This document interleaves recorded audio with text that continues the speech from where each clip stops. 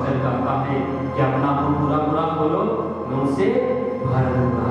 तो आइए हम उसे भर जाने के लिए प्रभु स्वयं हमारे बीच में आने वाले हैं, प्रभु का स्वागत करेंगे।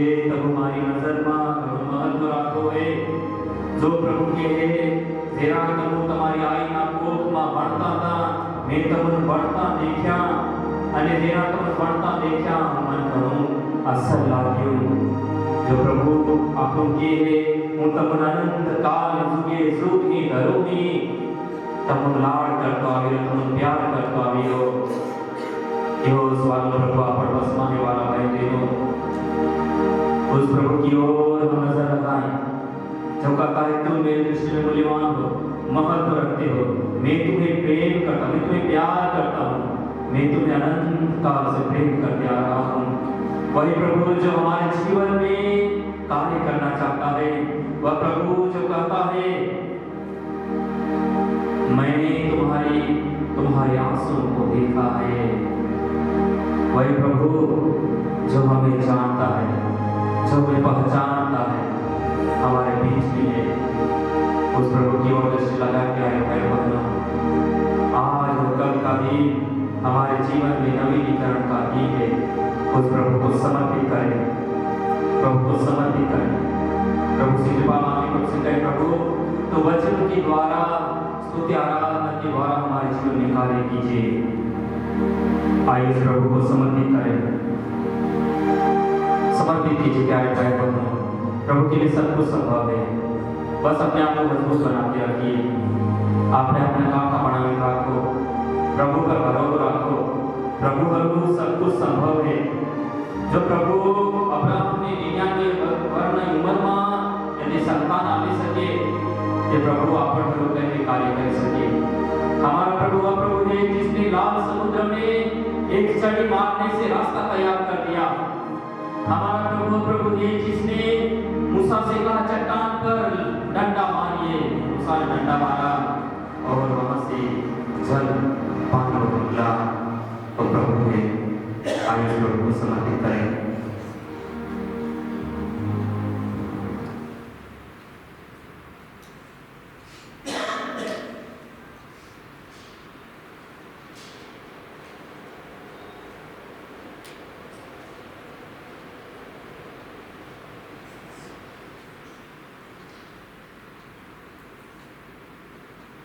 आइए इस प्रभु को समर्पित करें इधर उधर ना देखिए अपने आप को बंद कर लीजिए प्रभु आपके जीवन में कार्य करना चाहता है प्रभु आप તમારા જીવનમાં બદલાવ લાવવા માંગે છે किंतु वाला भाई बहन आपको प्रभु ने अपने आपने हुकुमों पढ़े जेरा गारो अपने आपने प्रभुना कुंभार आत्मा ले ते कुंभार एनी नवा नवा काम बनावे तेमने ते आपको प्रभु ने हुकुम पढ़े प्रभु हमारे जीवन में कार्य करने के लिए तैयार है आइए इस प्रभु को समर्पित करें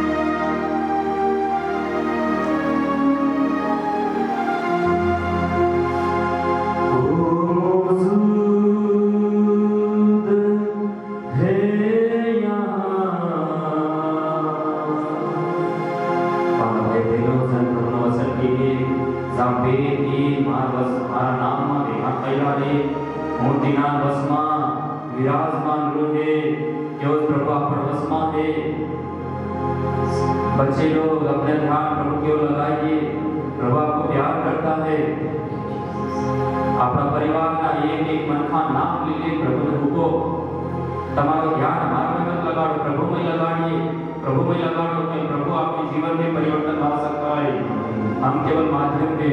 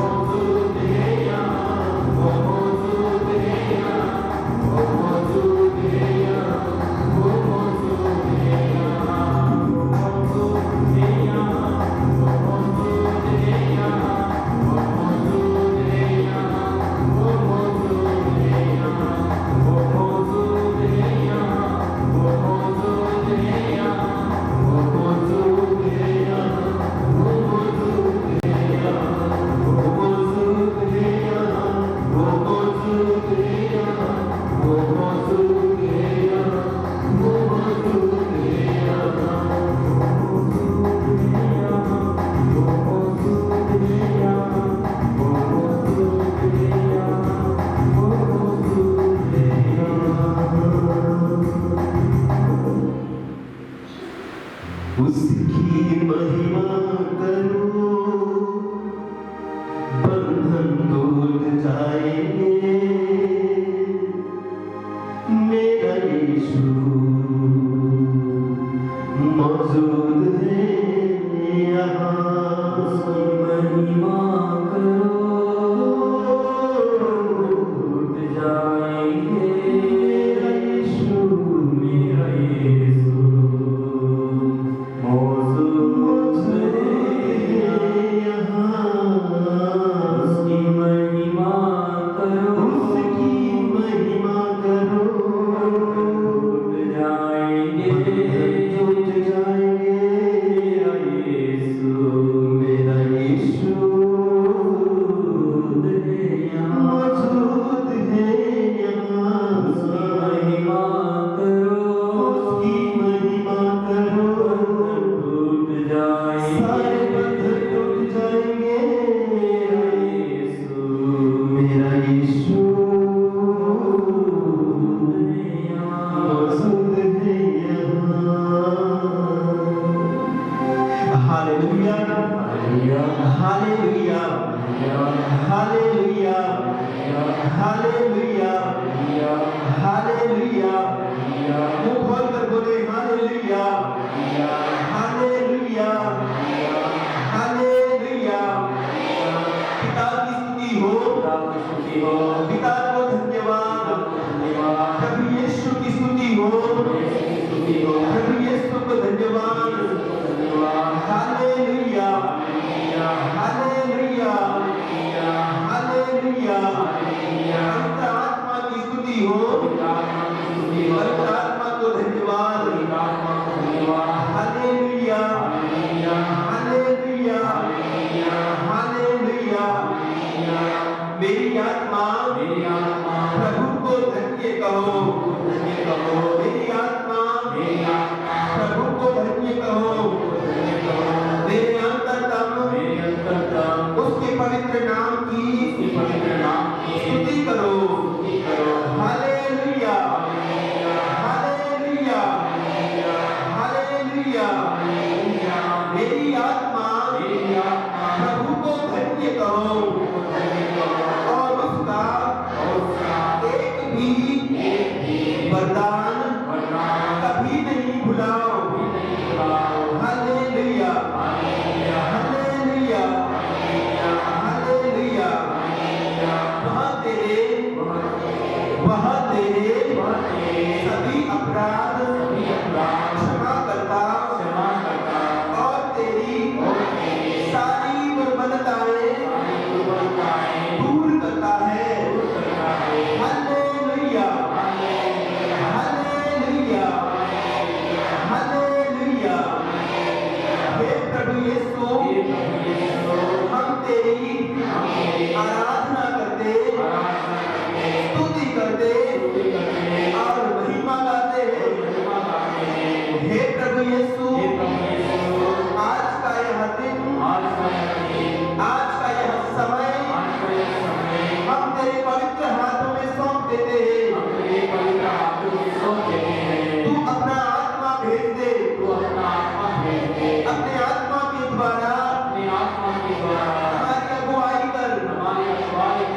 हे प्रभु, आज हमारे यहाँ पर जो भी वचन बोले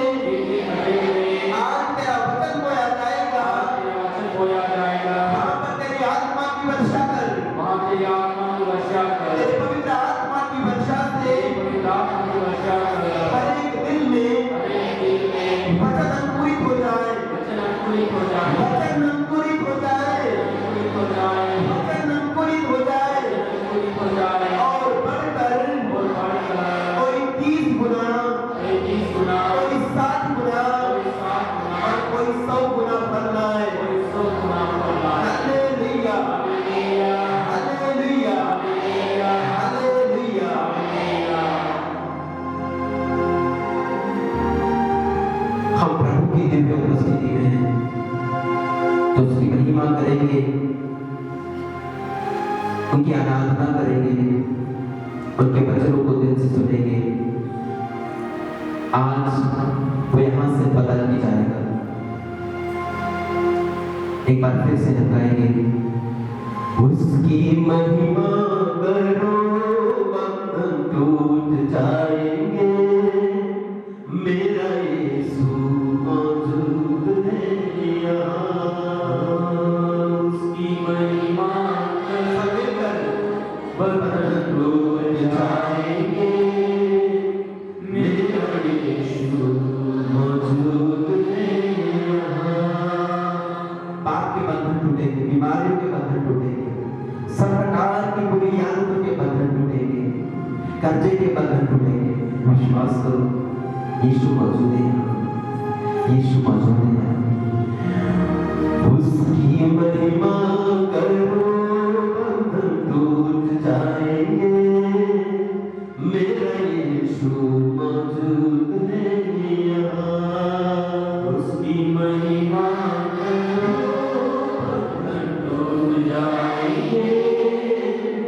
मेरा यीशु मौजूद है। Hallelujah, hallelujah, hallelujah. कृपया बैठ जाइए।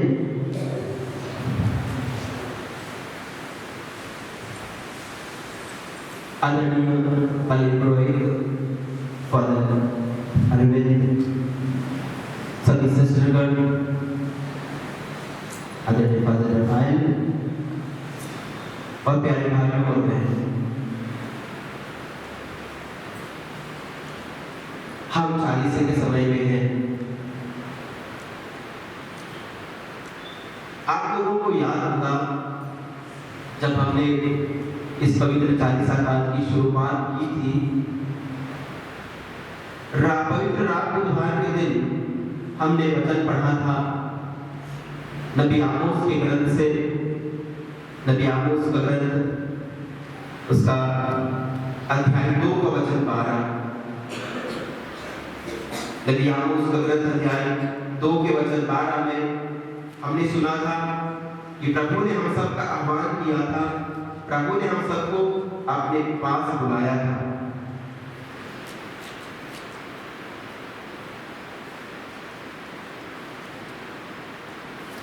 Hallelujah, hallelujah, hallelujah, hallelujah. नबी योएल का ग्रंथ अध्याय 2 का वचन 12। प्रभु कहते हैं कि अब तुम लोग उपवास करो, अब तुम लोग उपवास करो, रोते तथा शोक मनाते हुए पूरे हृदय के साथ प्रभु के पास लौटा। क्या कहते हैं प्रभु? अब तुम उपवास करो, अब तुम उपवास करो और रोते तथा शोक मनाते हुए, रोते विलाप करते हुए पूरे हृदय से मेरे पास लौटा। Hallelujah, hallelujah, hallelujah, hallelujah. प्रभु ने हमें अपने पास लौट कर आने के लिए आह्वान किया है, लौट कर आने के लिए।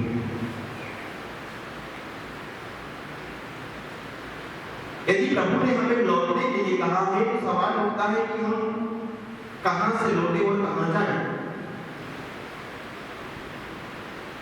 मेरा नाम फादर प्रीतम है, मैं इंदौर से आया हूं।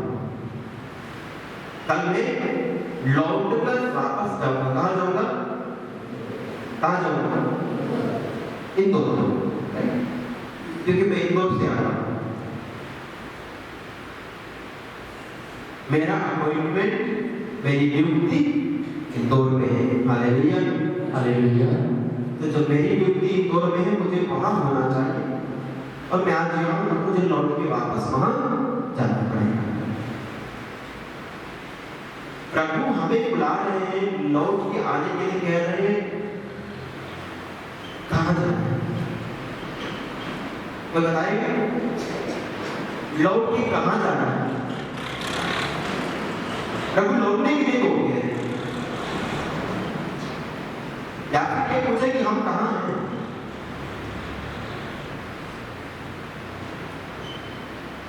कोई थोड़ा सा मेरा सहयोग करेगा? कहाँ है तो जाना कहाँ है? लौट जाए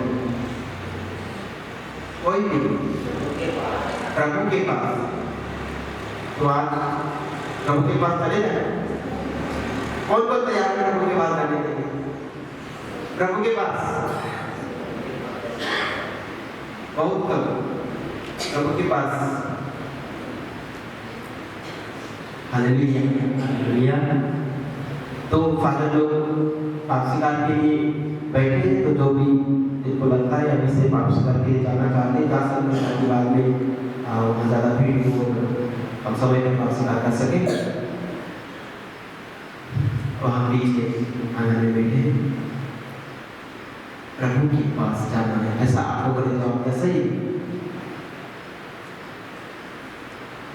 तो अभी हम प्रभु के पास अभी नहीं गए। अच्छा, प्रभु के पास कहाँ जाना है? प्रभु के पास यहाँ आना है या प्रभु के पास वहाँ जाना है? क्या आपकी इच्छा क्या है बच्चों? आप प्रभु के पास इधर आना चाहते हैं या प्रभु के पास उधर जाना चाहते हैं?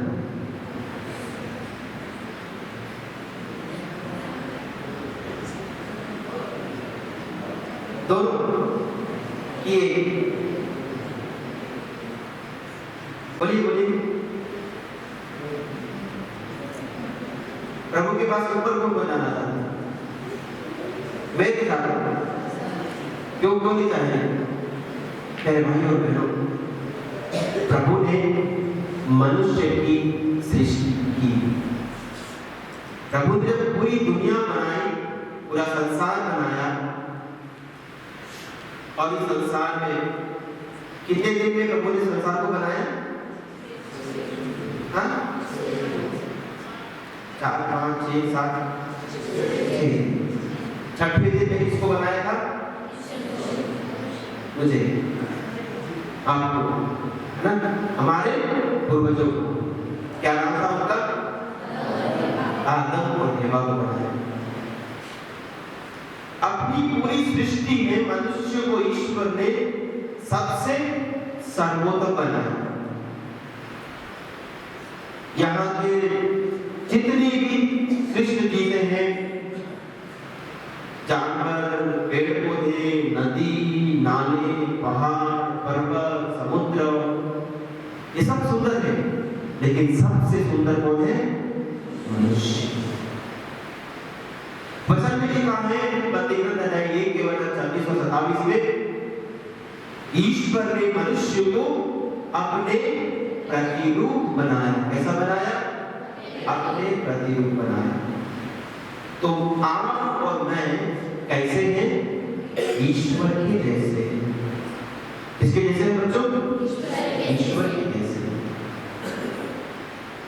प्रभु ने अपने ओरिजिनल प्लान में, उनका जो पहला प्लान था मनुष्य को लेकर, वो ये था कि उन्होंने हमको प्यार करने के लिए बनाया है।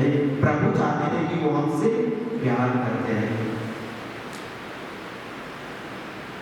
क्योंकि प्रभु का अस्तित्व ही प्रेम है, प्रभु की पहचान ही प्रेम है, प्रभु की परिभाषा प्रेम है, प्रभु का नाम ही प्रेम है, प्रभु का निचोड़ प्रेम है। एक गन्ने को वो रस वाली मशीन में डालते हैं तो क्या निकलता है? गन्ना का रस निकलता है। वो उसका निचोड़, उसका एसेंस गन्ना रस उसका है। वैसे प्रभु को यदि निचोड़ा जाए केवल और केवल प्रेम निकलता है। तो प्रभु प्रेम का दरिया है, प्रेम का वो भंडार है, और उस प्रेम को वो मनुष्यों के ऊपर उठाता है।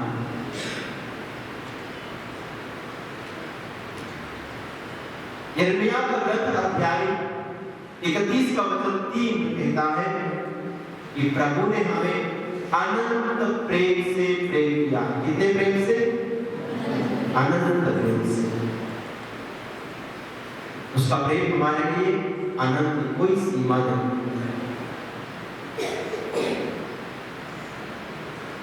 प्रभु का प्रेम हमारे लिए युगानुयुग तक बना रहता है, सब चलता है।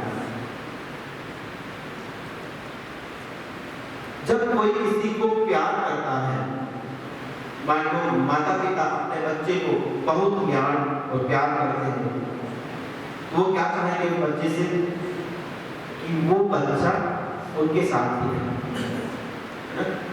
मेरा एक छोटा सा भतीजा है,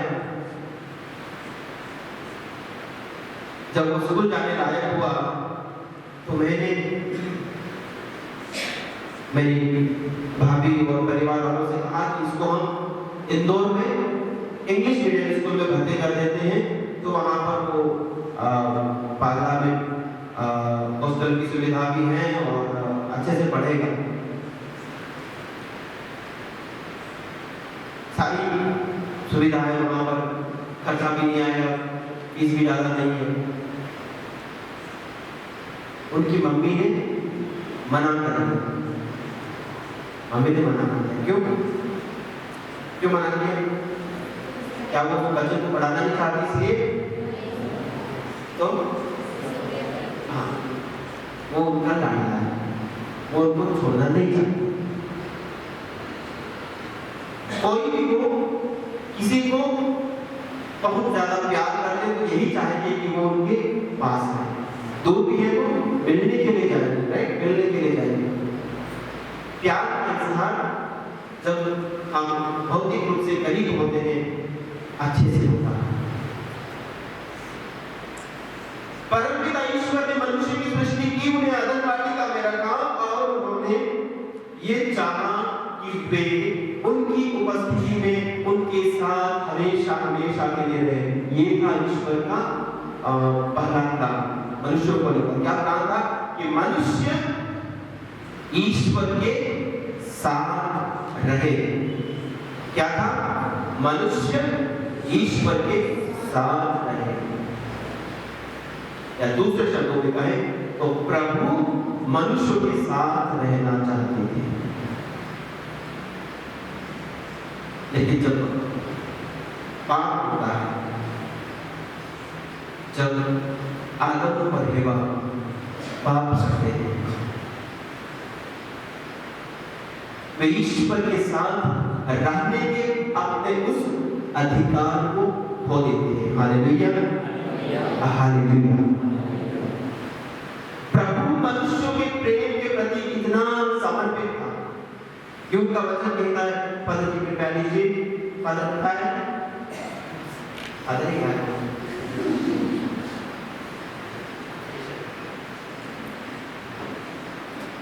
ईसाया का ग्रंथ,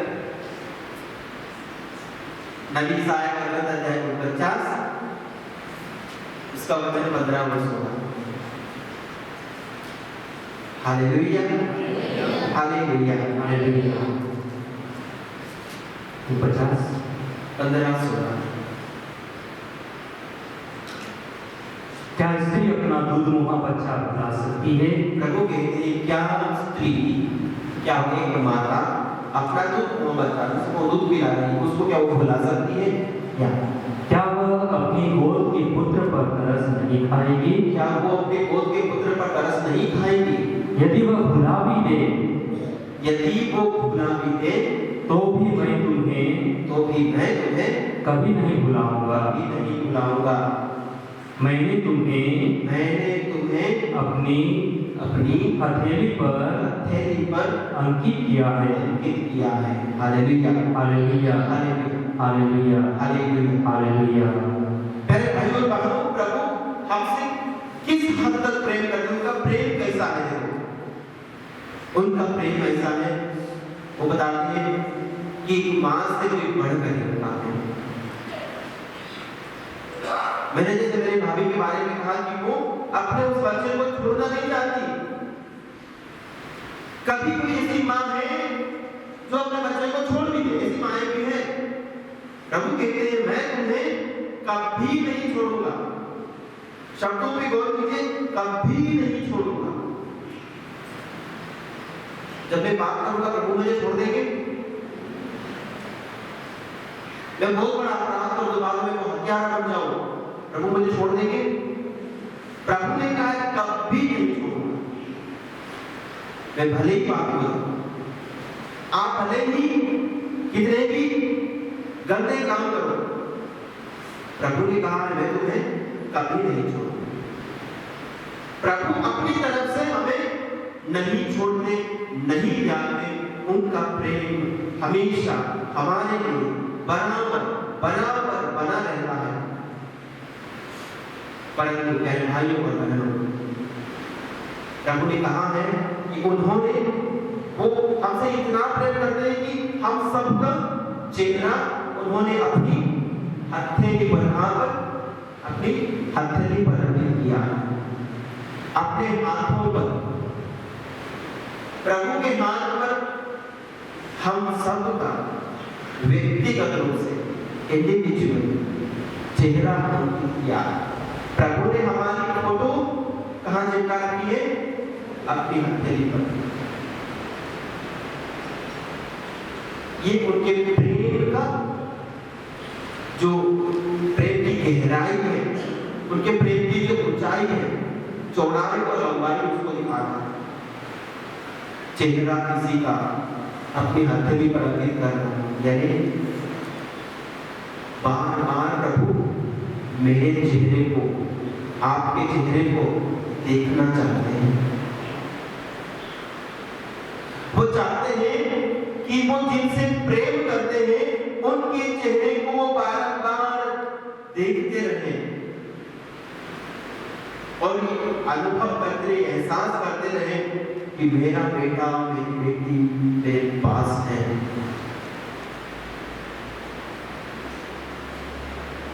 वो बार-बार हमें देखना चाहता है। पर जब, इस बात को ध्यान से सुनिएगा, जब हम पाप करते हैं, आदम और हेवा ने जब पाप किया, प्रभु ने उन्हें नहीं बुलाया, लेकिन पाप के कारण उनकी हथेली से उनका चेहरा गायब हो गया। क्या हो गया? जो चेहरा प्रभु ने कहा मैंने तुम्हें अपनी हथेली पर अंकित किया है, पाप के कारण वह चेहरा प्रभु की हथेली से गायब हो जाता है। तो जब जब मैं पाप करता हूं, जब जब आप पाप करते हैं, प्रभु की हथेली से हम मिट जाते हैं, उनके प्रेम से हम दूर हो जाते हैं। वो चाहते हैं कि हम हमेशा उनके प्रेम के पात्र बने रहें, हमेशा उनके हथेली में बने रहें, लेकिन हमारा पाप हमें ईश्वर की उस दिव्य उपस्थिति से वंचित करता है। Hallelujah, hallelujah, hallelujah. प्यारे भाइयों और बहनों, वो प्रभु आदम और हव्वा से इतना प्रेम करता था, बार बार उन्हें अपनी आंखों के सामने देखना चाहता था। वो हर रोज की तरह उस दिन भी, जिस दिन उन्होंने फल खाया, जिस दिन आदम और हव्वा ने फल खाकर पाप किया, उस दिन भी प्रभु हर रोज की तरह उनसे मिलने आते हैं। वे रोज उनके साथ उस गार्डन में टहलते थे, वो उनके साथ टहलते थे। Hallelujah, hallelujah, hallelujah. पिता की स्तुति हो, पिता को धन्यवाद। प्रभु यीशु की स्तुति हो, प्रभु यीशु को धन्यवाद। नबी होशे का ग्रंथ अध्याय 11 का वचन 4 इस प्रकार कहता है, जिस तरह कोई बच्चे को उठाकर गले लगाता है, उसी तरह मैं भी उसके साथ व्यवहार किया करता था। उससे पहले मैं दया तथा प्रेम की बागडोर से उन्हें टहलाता था। कैसे?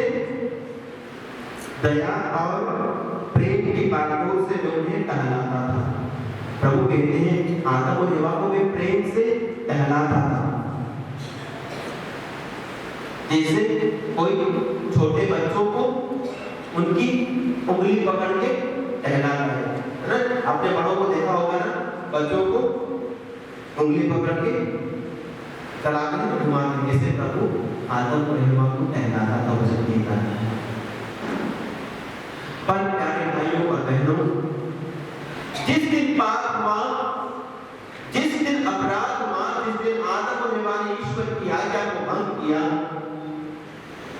ऐसा मैंने कहा, वे उनकी निगाहों से दूर हो, उनकी हथेली से वे मिट गए। प्रभु आज्ञा देता है उसी गार्डन में, उसी अदन वाटिका में आदम और हवा को जहां पर रोज पाता था, प्रभु ने उन्हें वहां नहीं पाया। प्रभु कहता है आदम तुम कहां हो? क्या कहते हैं प्रभु? आदम तुम कहां हो? ये कोई साधारण एक आवाज नहीं थी, ये प्रभु के दिल से निकली हुई एक आवाज थी कि आदम मैं तुम्हें चाहता था कि तुम यहां पर रहो, उस जगह में तुम नहीं हो, तुम कहां हो? आदम तुमको मेरी नजरों में बने रहने के लिए बनाया था, मैंने तुम्हें अपने साथ जीने के लिए बनाया था, तुम कहां हो? आदम तुम कहां हो? और आदम और हवा दोनों झाड़ियों के बीच छिपने का प्रयास करते हैं। झाड़ियों के बीच छिपने का प्रयास करते हैं प्रभु की निगाह से। किसकी निगाह से? प्रभु की नजरों से वो बचना चाह रहे हैं।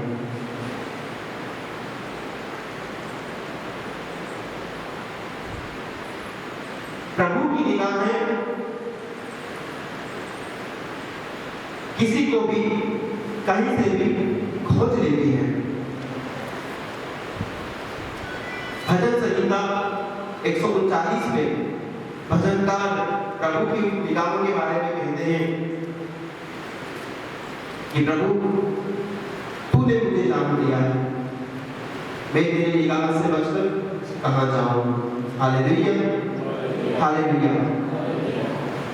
वचन कहता है प्रभु तूने मेरी थाम ली है। क्या कहता है? तूने मेरी थाम ली है। थाम लेना मतलब क्या होगा? किसी को पता है थाम लेना मतलब? कुछ शब्द बाइबल में से हिंदी में तो हम पढ़ते तो होने के कभी हमको उसका वास्तविक अर्थ नहीं बता रहे। हिंदी के टीचर्स को थाम लेना मतलब?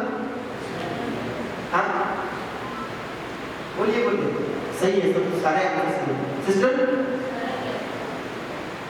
कोई सुनाई नहीं आता? हाँ शरण नहीं, कहा लेना मतलब शरण नहीं।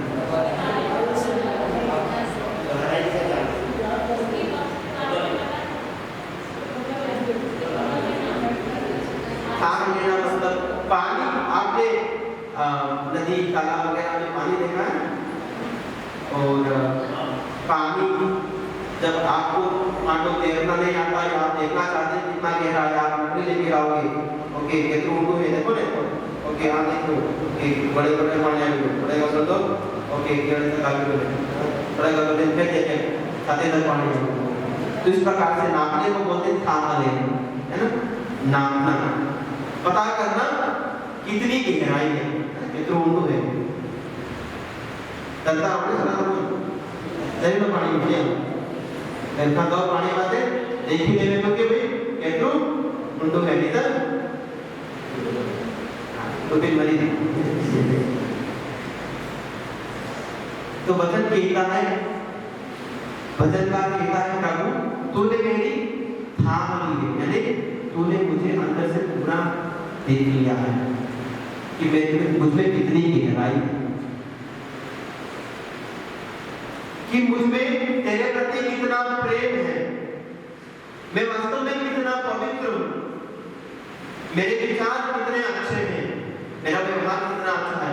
प्रभु ही सब कुछ जानता है। बाकी सब लोगों को हम धोखा दे सकते हैं, दुनिया को हम धोखा दे सकते हैं, लेकिन प्रभु ने सबकी थाम ली है। तो मुझे जानता है, मैं चाहे लेटूं या बैठूं, तू जानता है, तू दूर रहते हुए भी मेरे विचार भांप लेता है। मैं चाहे चलूं या लेटूं, तू देखता है, मैं जो भी कहता हूँ तू सब जानता है। मेरे मुख से बात निकल ही नहीं पाई कि तू उसे पूरी तरह जान गया। और वो आगे कहता है, मैं कहां जाकर तुझसे अपने को छिपाऊं, मैं कहां भागकर तेरी आंखों से ओझल हो जाऊं। यदि मैं आकाश पर चढ़ूं तो तू वहां है, यदि मैं अधोलोक में देखूं तो तू वहां है। तो सब दूर, आकाश में चले जाओ प्रभु वहां है, समुद्र के अंदर चले जाओ प्रभु वहां है, पाताल में चले जाओ प्रभु वहां है। प्रभु सब दूर देखता है। आदम और हवा उस प्रभु से छिपने का प्रयास करते हैं। प्रभु की निगाहें उन्हें जरूर देख रही थी। जब प्रभु ने ये कहा, आदम तुम कहां हो, इसका मतलब ये नहीं था कि प्रभु उनको नहीं देख पा रहे थे, प्रभु की निगाहें देख रही थी। इस वाक्य का अर्थ है, तुम जहां थे वहां तो नहीं हो।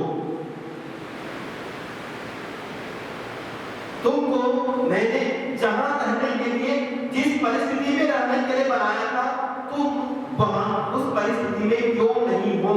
जब प्रभु आदम को पुकारते हैं, तुम कहां हो, इसका मतलब ये प्रभु ने आदम और हवा को, मुझे और आपको अपने प्रतिरूप में बनाया। उसका मतलब क्या हुआ? प्रभु का प्रतिरूप कैसा है? ये हमारे शारीरिक बनावट की बात नहीं है, ये ईश्वर के स्वभाव की बात है कि प्रभु का स्वभाव कैसा है। प्रभु हमें और सबों को बिना शर्त के सबसे प्रेम करने वाला ईश्वर है। प्रभु दयालु ईश्वर है, प्रभु क्षमाशील है, वो करुणा सागर है, सबों का भला चाहता है, सबों की उन्नति चाहता है, वो भला है, वो शांति में ईश्वर है।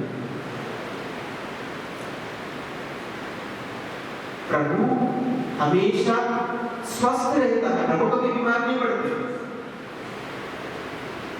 प्रभु की जिंदगी में कभी दुख तकलीफ नहीं आती। वो ईश्वर है, वो किसी को गाली नहीं देते, वो किसी से जलन नहीं करते, वो किसी की हत्या नहीं करते, वो चोरी नहीं करते। प्रभु का स्वभाव हमको मिला था, हम सब उनके जैसे रहने, आपको और मुझे उनके जैसा ही रहना था। और जब वो हमें उस रूप में, अपने प्रतिरूप में नहीं पाते हैं, तब वो हमसे पूछते हैं, तुम कहां हो? तुम्हें मेरे सबसे प्रेम भाव से रहने के लिए बनाया था, तुम लड़ाई झगड़ा करने वाले कैसे हो गए? तुम्हें मैं दया करने वाला बनाया था, तुम दूसरों को नुकसान कैसे कर रहे हो? तुम कहां हो? तुमने मैंने जो अपना रूप डाला था, वो रूप कहां गया? तुम्हारा रूप क्यों बदल गया? मैंने जो अपना स्वभाव तुम्हारे अंदर डाला था, वो कहां गया? 40 साल में प्रभु हम सबसे यही पूछते हैं, तुम कहां हो?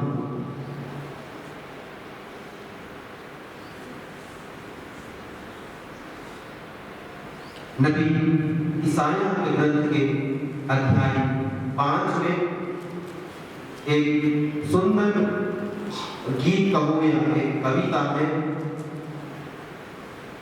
जिसे दाखबारी का गीत कहते हैं।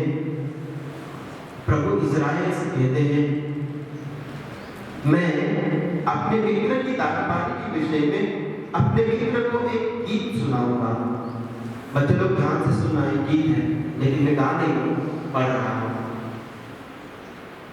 उपजाऊ ढाल पर मेरे मित्र की डाक मारी थी। कहां पर?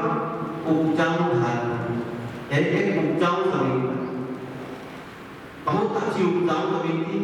वहां पर उनके मित्र ने एक डाक मारी यानी अंगूर का बगीचा लगाया। क्या लगाया?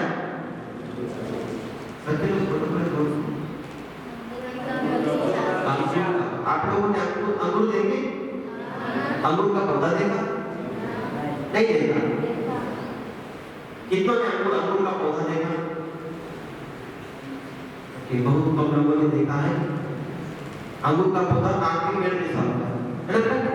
आपने देखा बोला था? आम के पेड़ जैसा होता है ना?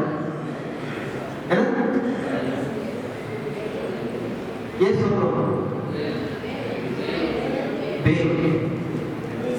आपने देखा आम के पेड़ जैसा अंगूर?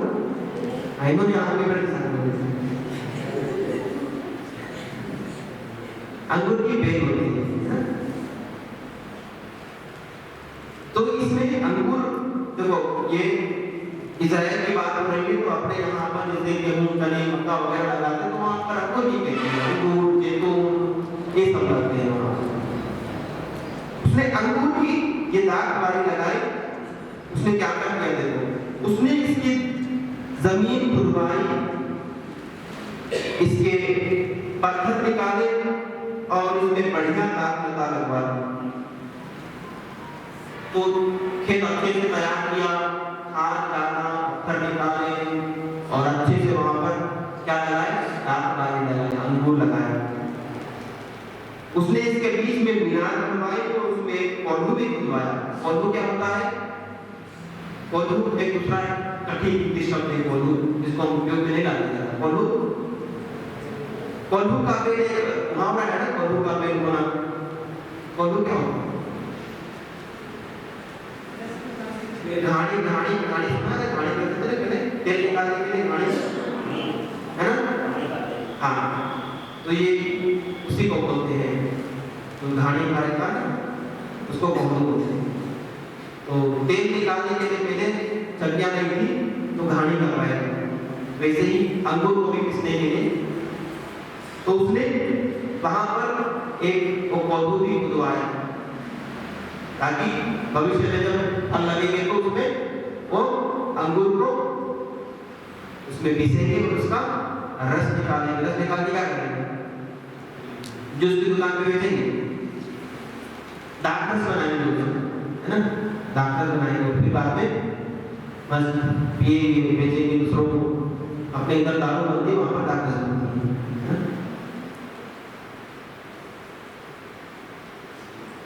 अब आगे सुनिए, उसे अच्छी फसल की आशा थी।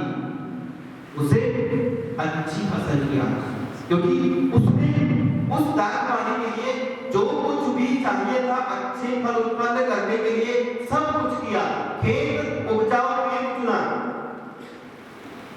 पानी की व्यवस्था, खाद की व्यवस्था, सब कुछ किया और बेस्ट जो अंगूरों का प्रकार था वो लाके लगाया।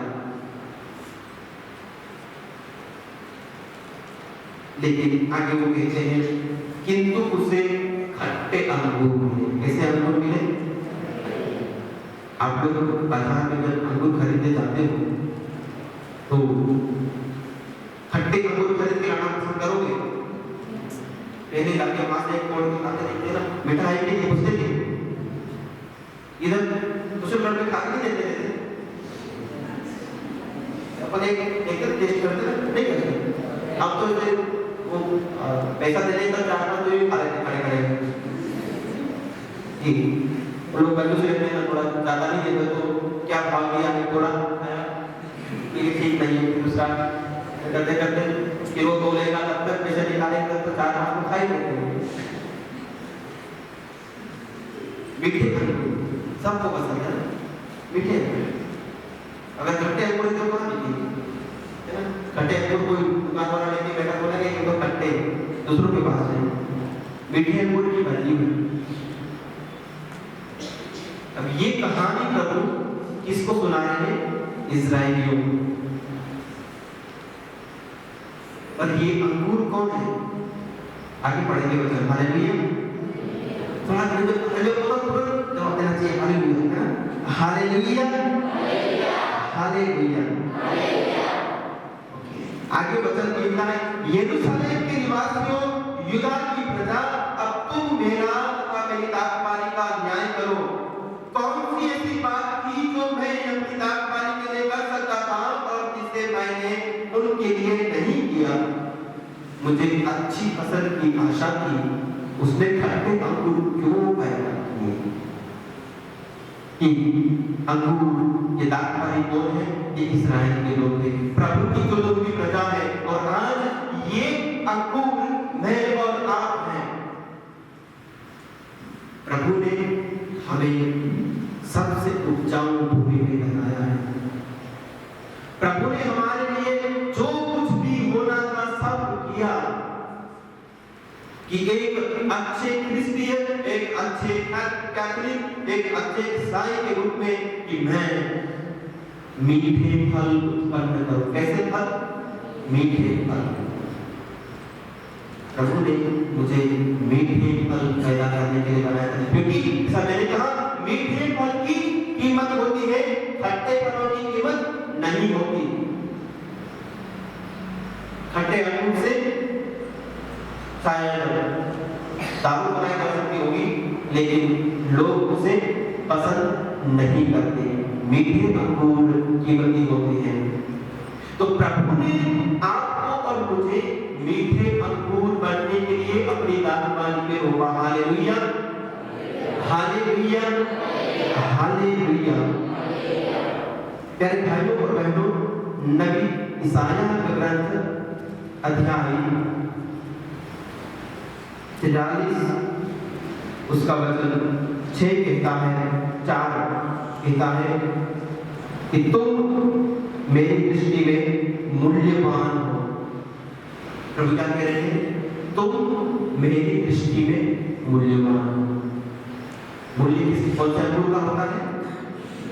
मीठे अंगूर। मूल्य मीठे अंगूर का होता है।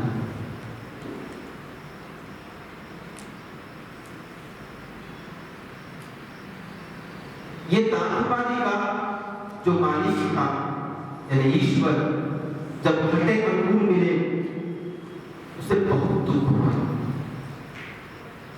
बहुत दुख हुआ। वो कहता है मुझे जो कुछ भी करना था मेरी प्रजा के लिए मैंने सब कुछ किया। आज हम सबसे यही कह रहे हैं कि मैंने यहाँ की कलीसिया के लिए, मैंने कुशलगढ़ भंडारिया के लोगों के लिए जो कुछ भी करना था सब किया। मैंने उनके लिए मिशनरी भेजे, फादर चार्ल्स से लेकर आज तक जितने भी फादर सिस्टर्स आए, इस दाखबारी में उन्होंने मेहनत करी। यहाँ पे पत्थर निकाले, कांटे निकाले, खाद डाला, पानी दिया यहाँ की कलीसिया को। प्रभु ने सब क्यों करवाया?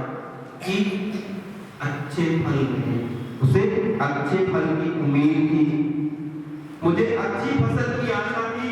उसने खट्टे अंगूर क्यों पैदा किए? प्रभु आज हमसे पूछते हैं, हे भंडारिया के लोगों, तुमने खट्टे अंगूर क्यों पैदा किए? यदि आज हमारा आचरण प्रभु की इच्छा के अनुसार, प्रभु की मर्जी के मुताबिक नहीं है, प्रभु हमसे ये सवाल करते हैं, मेरे लोगों तुमने खट्टे अंगूर क्यों पैदा किए? तुम्हारे स्वभाव से ये खट्टापन क्यों निकलता है? तुम्हारे मुंह से गालियां क्यों निकलती है? तुम लड़ाई झगड़ा क्यों करते हो? तुम द्वेष क्यों करते हो? ये सारा खट्टे अंगूर है। तुम्हारे अंदर वासना क्यों है? बुरी नजर क्यों है तुम्हारी? तुम्हारी आंखें बुरी चीजों को देखने के लिए क्यों जाती है? ये खट्टे अंगूर प्रभु के दिल को दुख पहुंचाते हैं, प्रभु को नाराज करते हैं। प्रभु एक तरह से रोते हुए कह रहे हैं, तुमसे खट्टे अंगूर क्यों पैदा किए? मैंने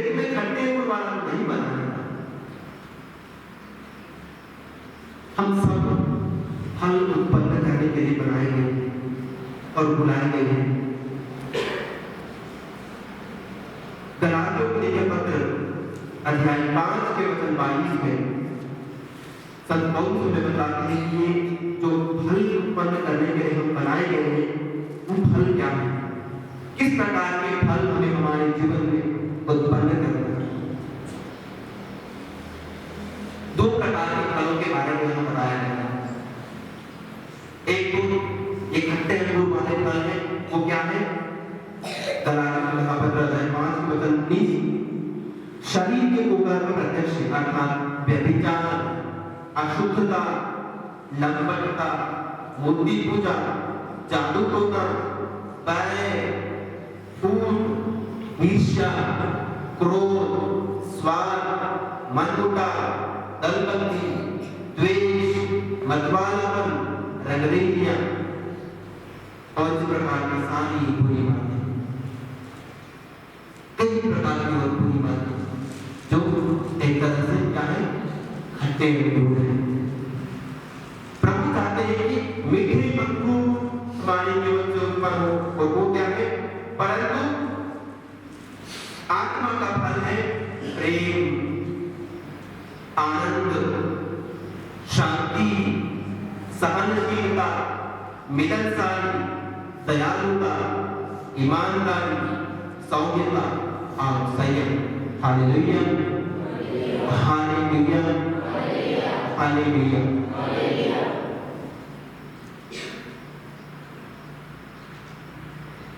प्यारे भाइयों और बहनों, प्रभु ने हमें जब ये अच्छे मीठे फल बना उत्पन्न करने के लिए बुलाया,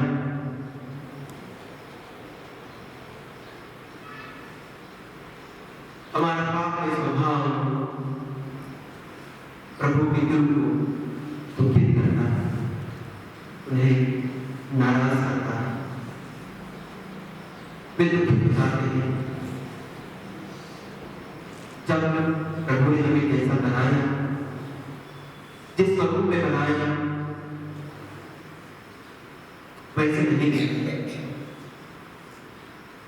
इसलिए 40 साल का समय खुद के गिरेबान में झांक के देखने का समय है, खुद के अंतरात्मा को तोड़ने का समय है, ये देखने का समय है कि मैंने प्रभु ने जो मुझे अपना स्वरूप दिया था उसको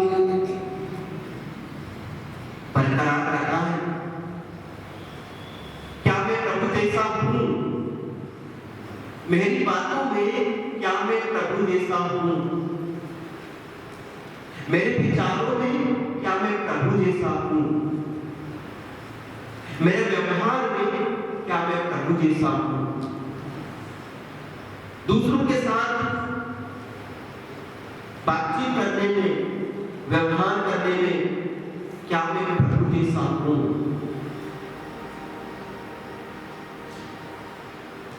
यदि हम प्रभु जैसे नहीं जी पा रहे तो हम प्रभु से दूर हैं।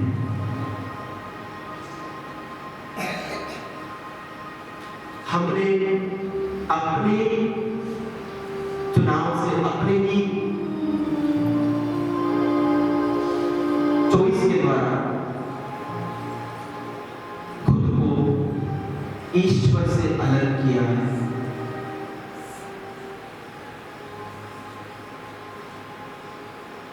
प्रभु ने हम सबको अपने हाथों की हथेली में अंकित किया था। पाप ने हमें वहां से धो करके मिटा दिया। हम प्रभु से दूर हो गए हैं। प्यारे भाइयों और बहनों, जैसा मैंने कहा, प्रभु का प्रेम भले ही हम पाप करें, वो हमारे लिए कभी कम नहीं होता।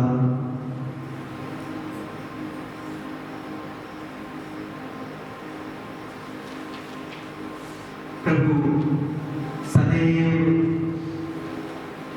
हम भटके हुओं को खोजने आता है। इसीलिए नबी योएल के मन से हमने शुरू में सुना, वो कहता है मेरे बच्चों तुम मेरे पास लौटाओ, उपवास करते हुए, रोते हुए, विलाप करते हुए, अपने पापों के ऊपर पश्चाताप करते हुए मेरे पास लौटाओ। आइए हम उड़ाऊ पुत्र की तरह प्रभु के पास लौट आए, हम प्रभु के पास वापस चले जाएं। वो हमें भीख से पैसा नहीं प्यार करना चाहता है, जैसा उसने आदम और हेवा से संसार के प्रारंभ में प्यार किया था।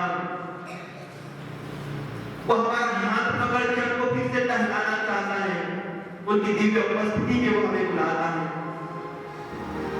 40 दिन से बढ़कर समय हमें और कौन सा मिल सकता है कि हम प्रभु के पास लौट के आ जाएं, प्रभु की आवाज सुने। वो कहते हैं हे मेरे बेटे, हे मेरी बेटी, तो मुझसे दूर हो गया। पाप के द्वारा, अपनी बुराइयों के द्वारा, अपने कर्म के द्वारा तो मुझसे दूर हो गया।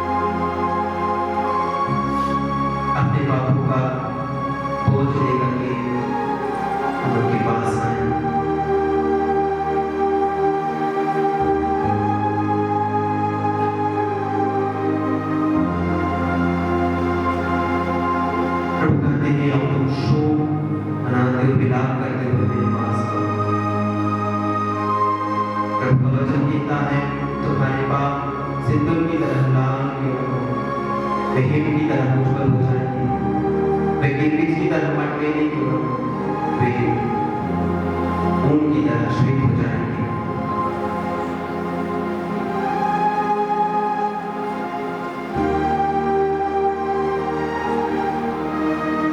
भजन संहिता 103 के वचन 12 में उनका वचन कहता है, पूरा प्रसिद्ध जितना दूर है वे तुम्हारे पाप को तुमसे उतना ही दूर कर देगा।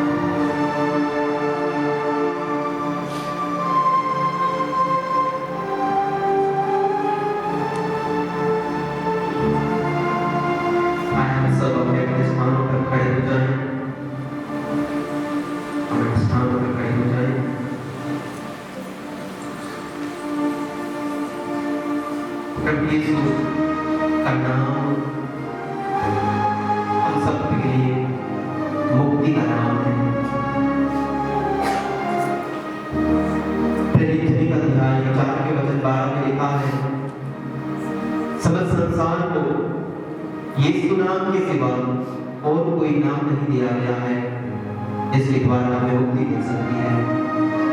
सिर्फ और सिर्फ एक ही नाम दिया गया है। फिलिप्पी को लिखे पत्र अध्याय 2 में प्रभु का वचन कहता है कि ईश्वर ने वह नाम प्रदान किया, वह सबसे ऊंचा नाम प्रदान किया जिससे आकाश और पृथ्वी के सब निवासी उनके सामने घुटने टेके। यीशु का नाम सब नामों में श्रेष्ठ है। यीशु का नाम सब नामों में ऊंचा है। यीशु का नाम हमारा उद्धार करता है। यीशु का नाम हमारी मुक्ति है। आइए हम उस प्रभु के पास उनकी उपस्थिति में खड़े हैं जो हमें मुक्ति देने के लिए, हमारे पापों को अपने ऊपर लेने के लिए, जैसे कि नबी साया ने पर लिखा है कि वो हमारे पापों को अपने ऊपर लेता था और उसके घावों द्वारा हम भले चंगे हो गए हैं। आइए अपने पापों को बोझ को, हमारी बुराइयों के बोझ को, हमारी शारीरिक दुर्बलता, हमारी मानसिक कमजोरियों को और हमारी आध्यात्मिक कमजोरियों को हम प्रभु को समर्पित करते हुए उस मुक्तिदाता यीशु के सामने अपने आप को समर्पित करें। आज छुटकारे का समय है, आज मुक्ति का समय है। आज यहाँ से कोई भी भीड़ बंधनों से बंध के न जाए, कोई भी वो खट्टे अंगूर लेकर न जाए, हर कोई यहाँ से मीठे अंगूर बन के जाए, प्रभु की दृष्टि में कोई जुबान बन करके जाए। एक बार फिर से प्रभु के प्रतिरूप में ढल करके जाए, शैतान की सारी कार्यों को छोड़ करके जाए, सब प्रकार की बुराई और बुराई की आदतों को छोड़ करके जाए। Hallelujah, hallelujah, hallelujah, hallelujah, hallelujah. Thank you.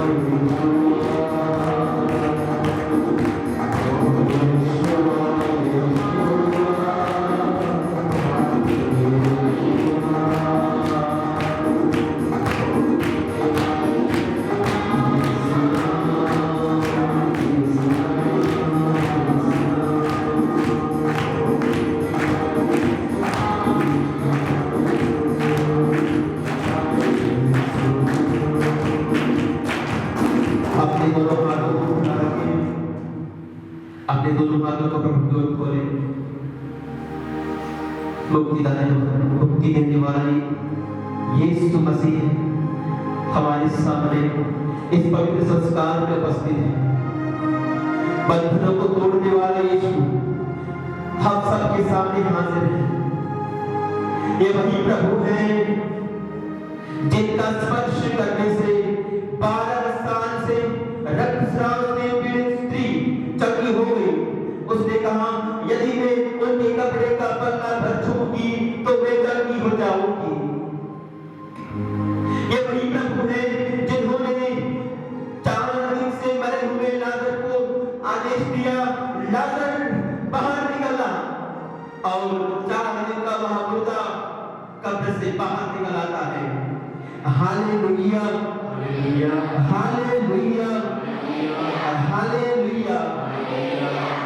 वो सामर्थ्यवान प्रभु जो पानी पर चला, वो सामर्थ्यवान प्रभु जिसने मूसा को आदेश दिया कि वो लाल समुद्र को आदेश दे, लाल समुद्र के ऊपर अपना डंडा मारे और लाल समुद्र 2 भागों में बंट गया।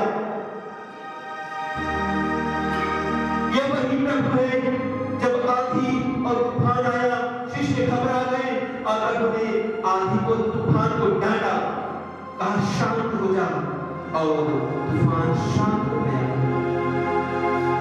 आज हम में से कोई किसी भी प्रकार की बीमारी से ग्रस्त है, आप में से कोई किसी प्रकार के रोग से ग्रस्त है, अपने परिवार में कोई बीमार है, मेरे भाई मेरे बहन प्रभु के पास लेकर आना। उनके वचनों में सामर्थ्य है। प्रभु का वचन कहता है भजन संहिता के 107 के वचन 20 में कि उसने अपना वचन भेजकर उन्हें चंगा किया। उसने अपना वचन भेजकर उन्हें चंगा किया। संत यूहन्ना के सुसमाचार के 5 के वचन 8 में हम पढ़ते हैं, एक व्यक्ति 38 वर्ष से वो बेथेस्दा कूट के पास चंगाई के लिए पड़ा हुआ था। प्रभु ने उससे पूछा कि क्या तुम अच्छा हो जाना चाहते हो? और उसने कहा, जी हाँ प्रभु। प्रभु ने कहा, प्रभु ने आदेश दिया, अपनी 4 पाई उठाओ और चलो फिरो। Hallelujah, hallelujah, hallelujah. आज विश्वास कीजिए मेरे भाई मेरे बहन, इस बात पर विश्वास कीजिए कि यीशु आज इस पवित्र विधि से आदेश देने वाले हैं आपकी बीमारियों को दूर करने के लिए। प्रभु ने जैसे उस रक्तस्राव पीड़ित स्त्री से कहा, बेटी तुम्हारे विश्वास ने तुम्हारे उद्धार किया है, तुम्हारे विश्वास ने तुम्हें चंगा किया है। आज प्रभु आप लोगों में से हर एक को, आपके परिवार में जो बीमार है, आपके रिश्तेदार जो बीमार है, यही कह रहे हैं तुम्हारा विश्वास तुम्हें जमा कर रहा है। प्रभु ने माता से कहा, यदि तुम विश्वास करोगी तो ईश्वर की महिमा देखोगी, यदि तुम विश्वास करोगी तो ईश्वर की महिमा देखोगे। यदि आज आप लोग विश्वास करेंगे तो ईश्वर की महिमा को देखोगे। आज अपनी आंखों के सामने ईश्वर के सामर्थ्य को काम करते हुए देखोगे। सब प्रकार की शारीरिक दुर्बलता को, सब प्रकार की शारीरिक रोगों को प्रभु के पास लेकर आइए और कहिए, प्रभु जी मैं विश्वास करता हूँ, मैं तेरी महिमा देखना चाहता हूँ। प्रभु मैं विश्वास करती हूँ, मैं तेरी महिमा देखना चाहती हूँ। शारीरिक बीमारी, मानसिक बीमारी या आध्यात्मिक बीमारी, आप किसी विशेष प्रकार की बुराई से जकड़े हुए हैं, कोई बुरी आदत आपको बंधन में बांधे हुए हैं, आप आजाद होना चाहते हैं, आप मुक्त होना चाहते हैं, प्रभु से कहिए, प्रभु आपका वचन भेज करके आपको मुक्त करेंगे, आजाद करेंगे उस बीमारी से, उस बुराई से, उस पाप की आदत से। आपको नशे की आदत है, प्रभु छुड़ा देंगे अपने एक ही सामर्थ्यवान वचन से। आपके परिवार की स्थिति को प्रभु के सम्मुख समर्पित कीजिए। आपकी गरीबी को प्रभु को समर्पित कीजिए। आपके नौकरी पेशे को प्रभु को समर्पित कीजिए। आपकी जमीन, आपकी जायदाद को प्रभु को समर्पित कीजिए। प्रभु कहते हैं, मैं तुम्हारा भाग्य बना दूंगा। Hallelujah, hallelujah, hallelujah, hallelujah. ये प्रभु का वचन है। प्रभु कहते हैं, मैं तुम्हारा भाग्य बदल दूंगा। तुम्हारे लिए निर्धारित अपनी योजनाएं मैं जानता हूँ। तुम्हारे हित की योजनाएं अहित के नहीं, तुम्हारे लिए आशा में भविष्य की योजनाएं। आज प्रभु आशा में भविष्य की योजनाएं आपके लिए, जो भी उनकी मर्जी के अनुसार है, हमारी मर्जी के अनुसार नहीं, हम जो बनना चाहते हैं वो नहीं, जो हमें मिलना चाहिए वो नहीं, प्रभु जो हमें देना चाहते हैं वो आज हमें देंगे। जिस प्रकार प्रभु यरूशलेम की गलियों में, गलीलिया में घूमते थे और भीड़ की भीड़ उनके पास आती थी, उनका स्पर्श करना चाहती थी, आज प्रभु आपके पास आएंगे, उनका स्पर्श कीजिए, उनका स्पर्श कीजिए, मांग लीजिए जो मांगना है। यदि वो उनकी योजना में है, आज मिल जाएगा।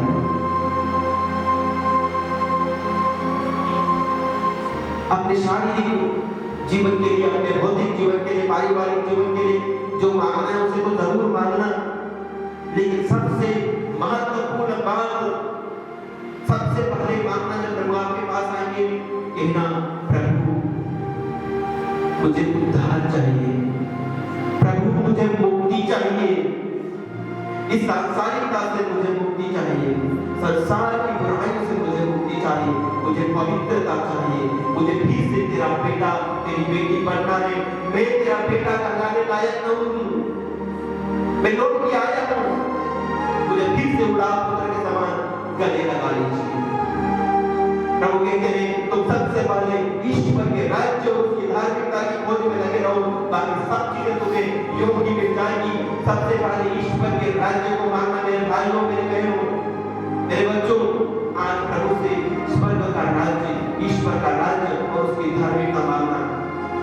मैं प्रभु को पवित्र सैक्रामेंट में आप लोगों के पास लेकर आऊंगा।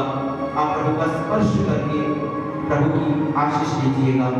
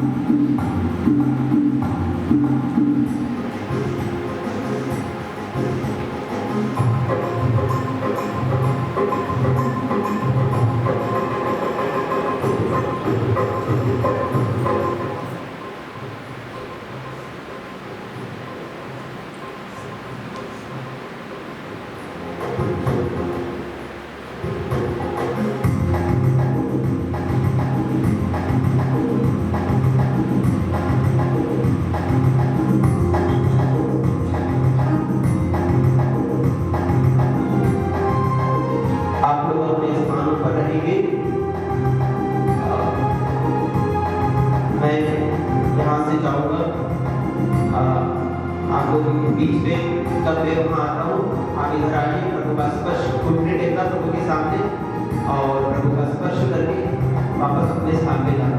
स्टार्ट करूँगा इस तरफ से, बीच में से जाऊँगा, तो आप आते रहिए, प्रभु का स्पर्श करेंगे, थोड़ी सी प्रार्थना करेंगे, अपने स्थान पे जाना।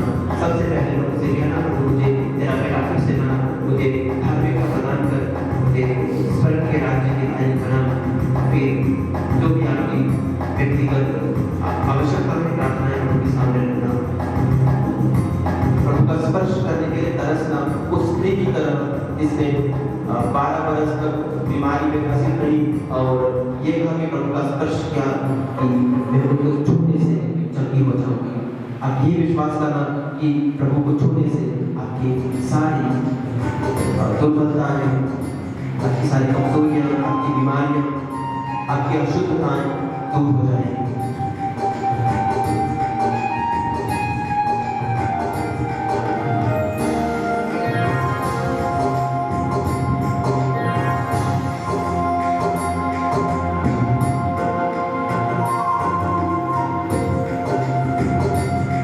तेरे बंदे तुझे चुना चाहते हैं, आजा यीशु राजा। तेरे बंदे तुझे चुना चाहते हैं, आजा यीशु राजा। तेरे बंदे तुझे चुना चाहते हैं, आजा यीशु राजा।